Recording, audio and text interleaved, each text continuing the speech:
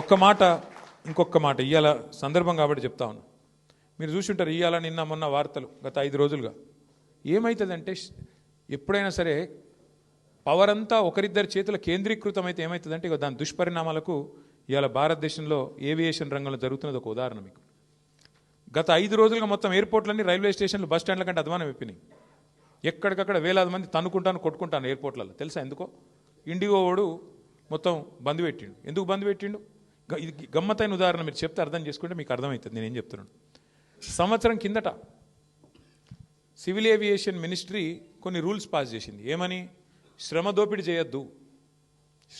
చేయొద్దు, వారానికి ఒక పైలట్ అంటే ఆయన గింతనే నడపాలి, ఇంతకంటే ఎక్కువ నడపద్దు అని చెప్పి సంవత్సరం కింద రూల్స్ పాస్ చేసిండ్రు. సంవత్సరం కిందటనే వాళ్ళు కొన్ని డైరెక్షన్స్ ఇచ్చిండ్రు. DGCA, director general of civil aviation. IndiGo, air India రెండే ఉన్నాయి భారతదేశంలో, ఇంకోటి లేడు. ఇప్పుడు ఏమైందంటే ఇది లిటరల్గా 2 వ్యక్తుల చేతులు మొత్తం భారతదేశంలోని విమానయానం మొత్తం 2 సంస్థల చేతులు ఆధీనం అయిపోయింది. ఏమైంది ఇవాళ? దానివల్ల సంవత్సరం కింద కేంద్ర ప్రభుత్వం చెప్పినా శ్రమ దోపిడీకి అలవాటు పడ్డోడు దాన్ని మార్చుకోక పని చేయలే, ప్రత్యామ్నాయం ఏర్పాటు చేసుకోలే.